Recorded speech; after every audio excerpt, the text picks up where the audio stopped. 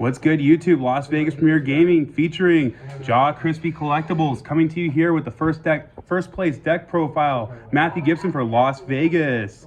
Matthew, what'd you play today? I played Salmon Gray. Perfect. And what was that lineup you were playing?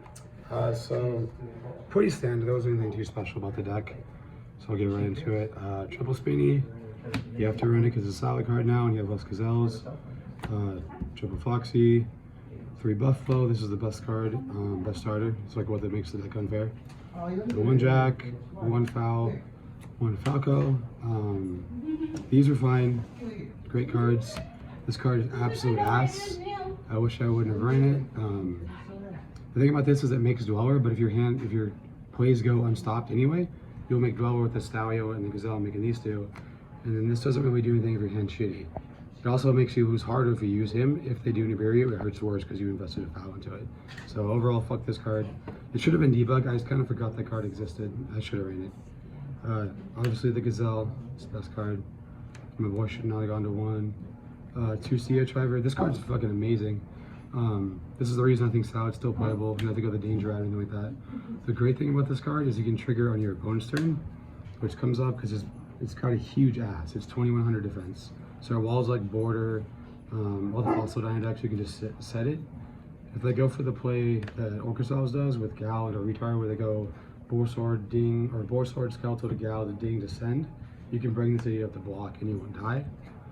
There was a point where they were playing the Dragon Link deck, and I was able to summon this when they went for the LP to the zone summon with 1 and 2, trigger the Wolf and add back an Ash I had discarded for mining, and then was able to Ash. So like, you do some cute shit with it. It's just a nice card. Now, also for this too, I see a lot of deck profiles are actually playing 3. Any reason you played 2?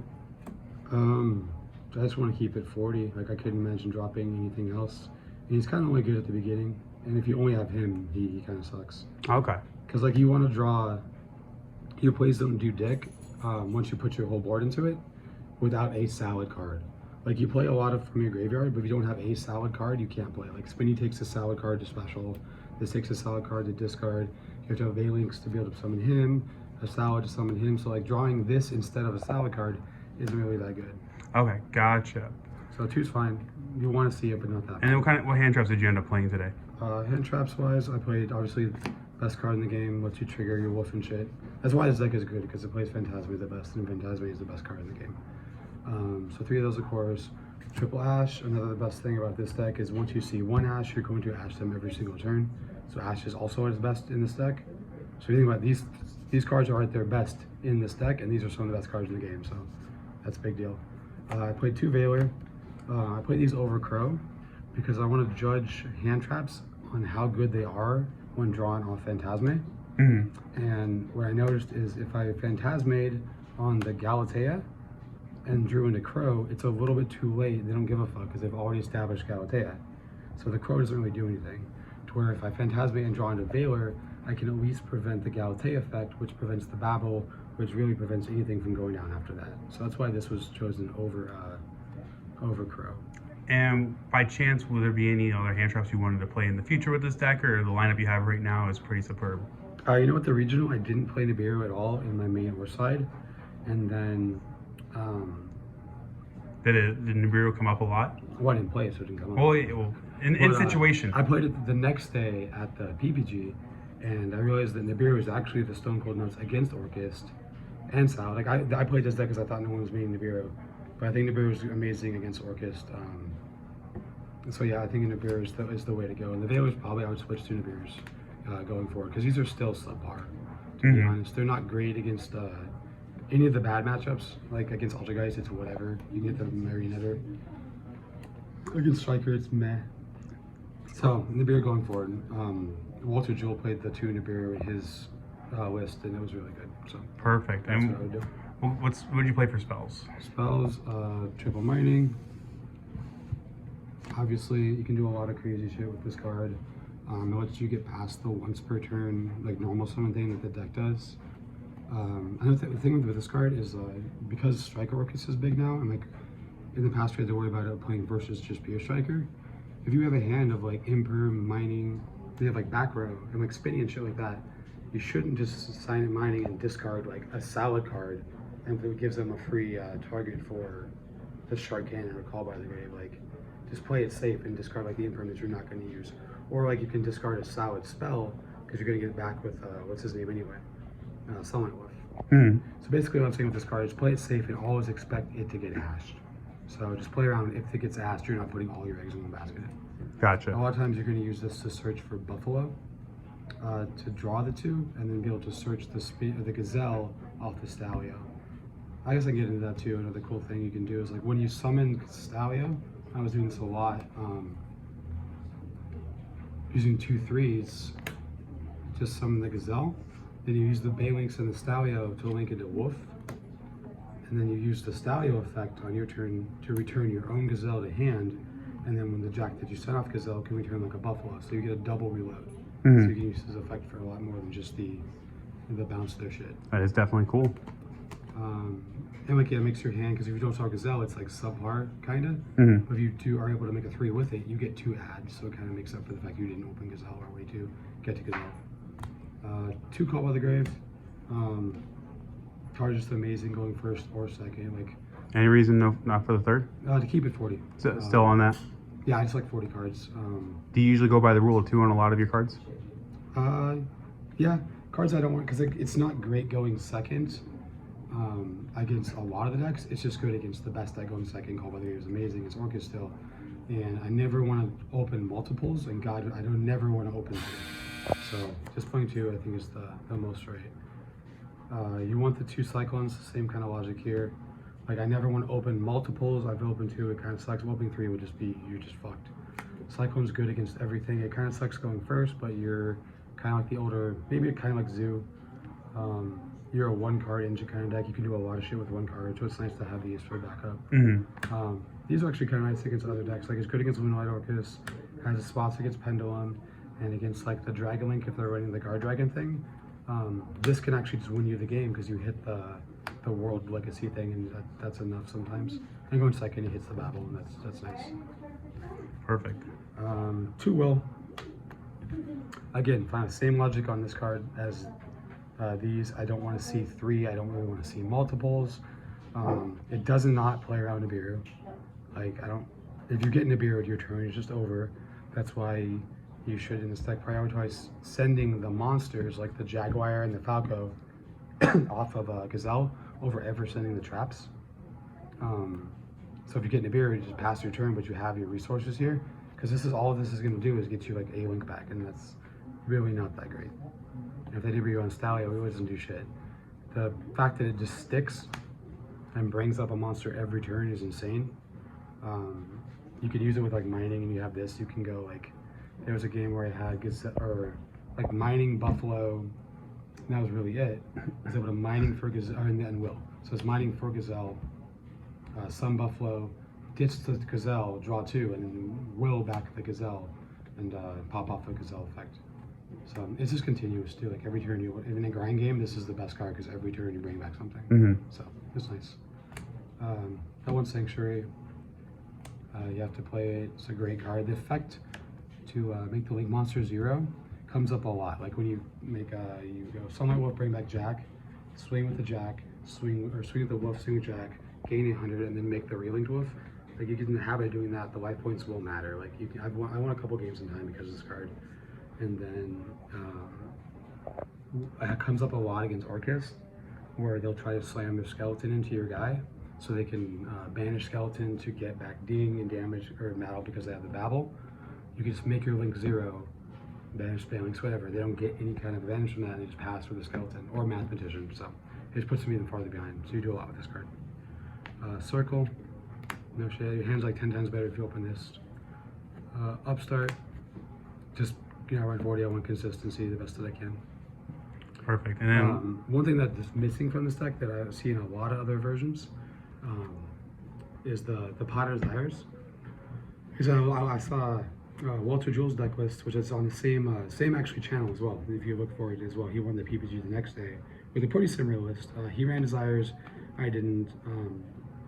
He ran Debug, he ran Nibiru's. His deck was good, absolutely. The thing about Desires I didn't like in this deck is I felt it was, and shout out to Oscar Vallis for really explaining this to me, it really hit home. It's very high risk and low reward. Because, you know, obviously you can banish your one-ofs. Banishing the traps, who cares? Like, fuck the traps, they're not that great. I even side these out. Going second, I take out both traps, because they're not going to help me break that board. But the issue is the field spell and the gazelle, really. Because, like, let's say you open with a hand of, like, Foxy, Desires, and, like, you don't have a great play.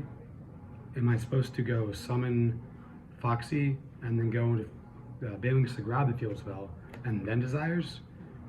I mean, that's whatever, because I got the field spell and Bailings, but then I'm going to draw into, like, a Buffalo. So Desires wasn't used very well there because I had to commit to a play before using Desires. That doesn't let the cards I draw off Desires be good.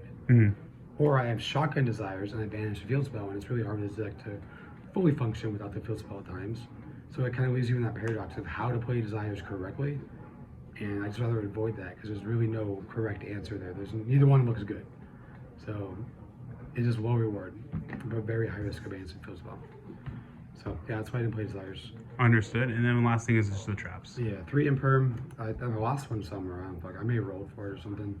Imperm, just great card, obviously. It's like, I'm not gonna say great card. It's just okay against everything, and that's all you really want is a card that does enough. So, kind of sucks off Thanos. You know, make a read. There's a lot of decks that blink on your turn too, so you can decide which one you want to use. But I'd never play a deck without 3 of these. I don't like going second and just being like, open up to just fuck me up. And then 2 traps. I said it, like, I've been saying this forever. They are once per turn. They are searchable. Why would you ever play more than one of each? And that's it for the main deck. Like I said, the change I'd make to the main deck would be Falcon go fuck itself. Debug should be in. And then Nibiru is like, I had to think a bit on the Nibiru Baylor Crow thing, but Nibiru is looking like it should be the go-to. Perfect. And then going into the extra deck? Extra deck is pretty standard. I don't have any room to take anything out. I tried, so I'll go over it and explain. There's a couple differences. There's one difference that's really between me and Joel's deck. 3 Balinks, you have to have 3 because you need to be able to make 1 to jack when you're out of resources, and these matter a lot against like Bomber Dragon. So you have to have 3. These are cooler Friendships Balinks instead of Balinks.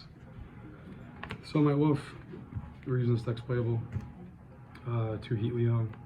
Cards nice. It was really nice, the PPG actually. 1 Stalio. You don't ever need more than 1, and the decks that you would like more than 1 is like Thunder, and that's kind of a subpar deck anyway. So just be aware that you have the 1, and you can put it back with Wolf if it's in that matchup that you need to. And there's matchups that this is required. More than 1 Stalio. I think you're able to not add cards back, because like you're not needed to grind like that against those decks. You can afford to put it back. 1 Phoenix, you make him every now and then, mostly for the draw or to like bait the babble. There can be only 1, but it's kind of unrealistic because most of your cards are Cybers cards, but I can't see cutting him. Hida, this card's amazing. A lot of times I'll just end on Hida if I don't have a reason to have a Salad on board, because it's either they kill it and I'm able to search for Gazelle, or they have to do something weird to get rid of it. You can put it back if you're playing against Salad, but it's a solid end on, and you can like bring back their Ash as a blocker. It just does a lot for 1 card, and like against Pendulum, it's nice. Like there's boards where you can just like make a dude, hit the Electromite, and then make Hida brings back Electromite, and then Heat Wheel, Shuffle Scale, Heat Wheel, Shuffle Scale, and it kind of gets you, wins you games you have no business in. Dweller, card's amazing. It locks out most of the decks. Like I make this blind against everything, obviously. It's great against Striker, it hits the Metapulse Fusion, the field spell. Against Orcus, it's the blowout card, so. Only 1. There's a couple games I'll like play this and then style back and play it again, just to make sure that I got it on lock. These 2. Got a couple things to say about those cards. I'm trying to make this, say everything I know about Salad, since I think this is the end of the format. This card has a lot of applications. It came up yesterday when I played against Crusadia. Its second effect is if someone fucks with a Cybers monster, you can make everything its original attack. So like, even when they go for the big Crusadia play to just fuck you up, it doesn't matter because he'll just make that a non-issue. And against Grand Maju decks, personally, against that deck, it always comes down to like, I've locked them out of the game, I've got everything set up, but if they're able to draw a Maju off the top, summon and hit me, I'd probably die. That's like a common thing. There's really not much to play on that specific setup. But if you just make him, you're good. Because it'll go straight to 0 because it's original attack. So that's nice. Transcode, this OTK comes out of nowhere. A debug by itself is literally this. You like debug, Gazelle, Balinks, Field Spell, Balinks, Gazelle, Spinny, boom, boom, summon, da da da da. This is also the 4th wolf. If you've used all your wolves, you're able to summon this. It uses effect a special wolf, so you have wolf again. And then if you have Field Spell on another wolf, you could like grab back the wolf, overlink the wolf to grab back a spell, so it does a lot. Against Spear Match, it comes into play a lot. We're able to make this dude bring back Sunlight Wolf because it is the right. It's still co-link, so it's a 23. So in the mirror, they can't mind control because you can't target the fuckers, and they can't Stalio and bounce this back. So it's actually really a pain in the ass to deal with these two in the mirror if you end this. So that's nice. And then Borload, the difference between me and Walter's deck was he ran Appaloosa, I ran Borload. I just love this card. Like I don't want to lose to just Avermax. And then this little setup right here is out of hand where you just make like this into Borload to swing, take. Like that's great. Looking back at it, would you have chosen Appaloosa over that? Absolutely not. This is by far, I think, the better option. Appaloosa is nice, but I feel like when you're able to make Appaloosa, you should have the game on lock anyway. Like when you play against Orchist and you clear the board, set their back row all up, like, or there's nothing, all their stuff goes to grave. If you have enough to make Appaloosa, once make a fucking Dweller, is my idea. I mean, Appaloosa is definitely a good card, but this just outs a lot of things you can't out. And puts you in like you get game shots with this out of nowhere. Like in time, you can like make him swing, take a link, swing, take a link, swing, make him 0, gain 2,000. Like that's just amazing. And against Altergeist, which actually is it's a decent deck right now. This is dumb. Like you make this with engine cards, Altergeist cannot beat this card. They can't seal it. They can't Meluseek because you use his effect to make Meluseek 0, and then it can't send. Unless you're not stupid and try to use his effect so they can protocol, but they don't think it's bigger than this anyway. You're fine. And even if they make like a Meluseek or a Hextia and what's that, Marionetter, you can just use his effect. They can't respond to it to make it bigger. So this is great. Against Lunai Orcus too, I do make a Avermax and Dweller on me and pass. I was able to make this into Borload, swing take, and then I have both. And finally, like against any deck, is more relevant last format when you guaranteed had Gazelle because you had 3 Inflickers and a circle. But if you open any, like let's say any Salad card and a Gazelle, or to get Gazelle, and they make a Dweller, like Salad used to, you guarantee Borload. So you go summon this, Balinks, special, his effect is send the will, and you do these two into Sunlight Wolf, Field Spell, Sunlight Wolf, Sunlight adds back the will, play the will, psych off the will, summon the 2, go these 2 and this, and the Borload swing, take the Dweller. Now you have their Dweller didn't stop your turn. So like, this card is it's viable. I see the point of Appaloosa, but I think this is just a better card. That's it for the extra deck. It's out of here. Side deck. The reason I think this is a great deck is I think it sides some of the best cards in the game, the best. So we'll start with 3 Lancia. This deck again runs Lancia the best because like a lot of the issues with Lancia is you lock them for the turn, they fill the graveyard, and they're ready to fuck you up next turn. So you need another Lancia. This deck can just Lancia and then make a Dweller, so they're just done. So obviously Lancia, and then you also have this package, which is good against everything. This is like one of the most unfair things in the game. If you go first open this, you win, like unless they have like an Ash, but you're probably gonna force the Ash on your turn. This is just unfair. And then the fact that you can grab Lancia too against Orcust. Like going first against Orcust, they wouldn't have a shot. Another cool thing you can do is like, you can Sanctum, grab the Scythe if you look to the zone with points 2, grab some shit back, trigger the Scythe, and then on your turn you can make, if you can't lock the game up, you can make Stalio effect when you link it to add this back to hand, Stalio to special, send the Gazelle to send the Rage, add back Rage to the Wolf, set this to Rage, and you're just going to start this shit all over again. So if you see this, you do win. 3 Twins. I don't have a lot against the other decks in the format. I feel this deck is really good against Orcust. It's a very favored matchup, but you have to work a lot harder against the other decks. You have the tools in the deck, but you have to work really hard. So It's just back row removal. I didn't run evenly because I just think the card sucks. Like, it's a blowout when your opponent plays bad, but there's a lot of times where you didn't open it. You have a field spell in this deck. That's the main issue. The deck plays a field spell, so you don't get the chance to just draw it off top and play it. So I'd rather have cards that just consistently let me do plays than one card that's a blowout if these certain conditions are met. I had a lot of striker players just play around it, and if it was like a twin or a space type, it would have been so much better. So 3 twin, 2 cyclone. And then I sided 3 Nibiru. You know, this probably should be mained. It's great against Orcus. It's fucking blowout against this deck. So definitely one of the best cards in the game. Perfect. And then what were... Two cards actually I have over here. The last 2 cards in the side deck were Mind Control, and this card again is not that good. I wouldn't run it going forward because in the mirror it just gets roared against fucking IP. They still make the 0 burrows, which is the issue. And a lot of shit has to go right to make this card good. So at the event at the Vegas Regional, I was running 2 of these and 3 of these and 2 Gamma Seal, which I swapped out because I wasn't bringing all of them going second. I thought it was too much. So like, why run them? And then I still played these for the PPG. Going forward, I would not touch this card. It seems great in theory, but a lot of shit has to go right for it to be a good card. And then finalizing everything up, I know you did go 701, so congratulations on that. Thank you. What were the matchups you were playing against? Let's see. My first round I played against like a trap trick deck, which actually was pretty close to fucking me up because it had all the back row.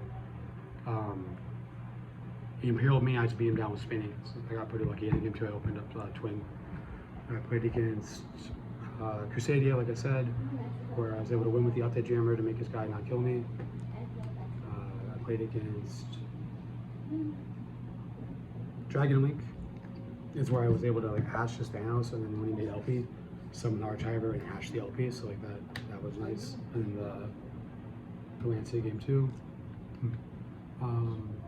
And then after that, I played against nothing but Sky Striker Orcus, which I went undefeated against. I think I dropped 2 games the entire weekend, both against Striker Orcus. This is a game where they made the IP play. I didn't have anything. Do you say Striker Orcus is something like one of your harder matchups? No, I think Striker Orcus is by far my best matchup. Okay, perfect. And what would be your hardest with this deck? Sky Striker, just pure ass. Just pure Striker? Yep. Because like the Sun Buffalo, they fucking take it, and that's literally Dimension Barriers my turn.